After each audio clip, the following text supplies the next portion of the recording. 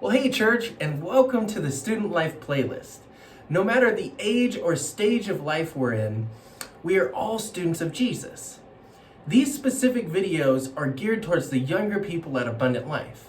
However, we can all participate in them.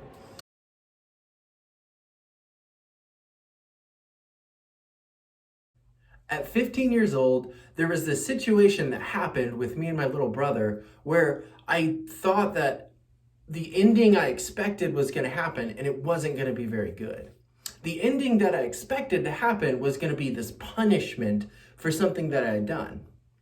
I grew up in this golf cart community, and what a golf cart community is it's a community kind of built within and around all these different golf courses.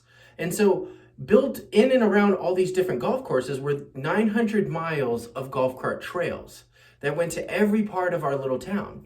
And in our town, which we called a city, I guess, we could drive our golf cart to every shop, every school, any and every destination in town that you wanted to go. And so as a kid, it was really fun because at 15, you were allowed to drive your golf cart to school, you were allowed to drive your golf cart on a date or wherever you wanted to go. And one Saturday morning, my brother was like, hey man, let's go on a golf cart ride.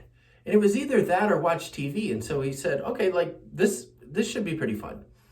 And so as we're driving around through the city, we're not really going anywhere. We have nowhere to really go. We have no money to buy any food or anything.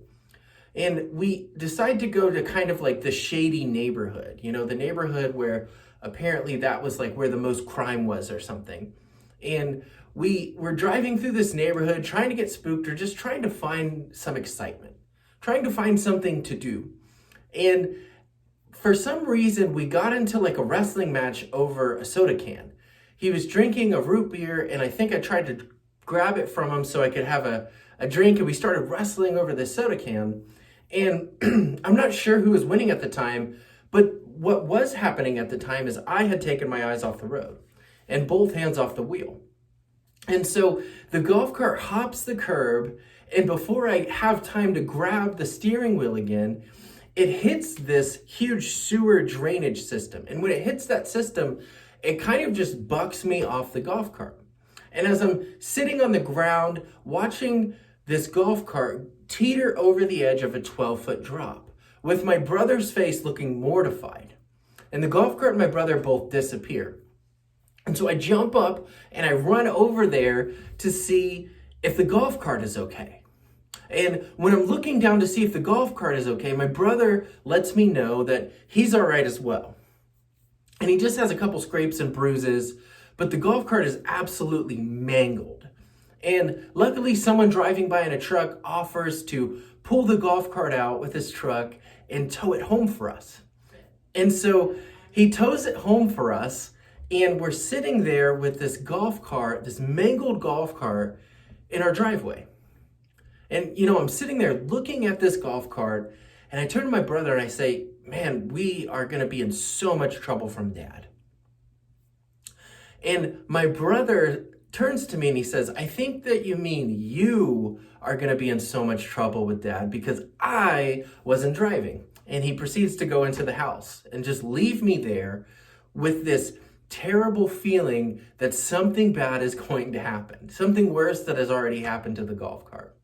And I had this expected ending of punishment there, that whatever was going to happen next wasn't going to be good.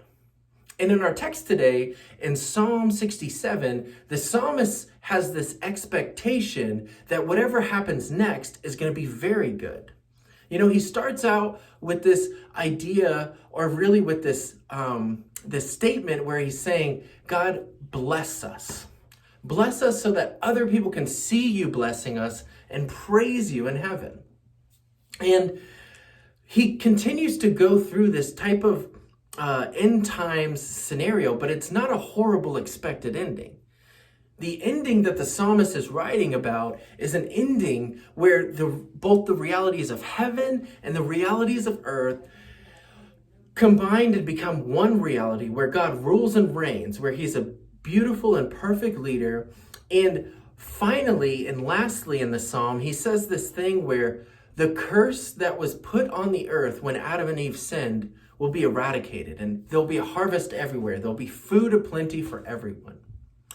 You know, his expected ending or outcome with God not only blessing his covenant people is that other people will see God. And eventually, when this reality ends, to be joined into a new reality, to be a part of a new reality that includes heaven, all the peoples of the world, all the peoples of the nations are going to know who God is and praise his name. There's an expected outcome from a blessing.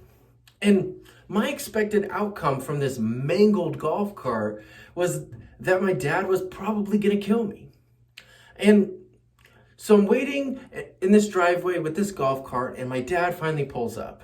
And when my dad pulls up, he's walking by and he stops at the golf cart and he's just like, what happened? And, you know, I give him the best story and the best version of it that I had come up with in my head. And he just kind of pauses for a minute and he says, okay, well, tomorrow I'll take it to work and see if I can fix it. And then he walks into the house.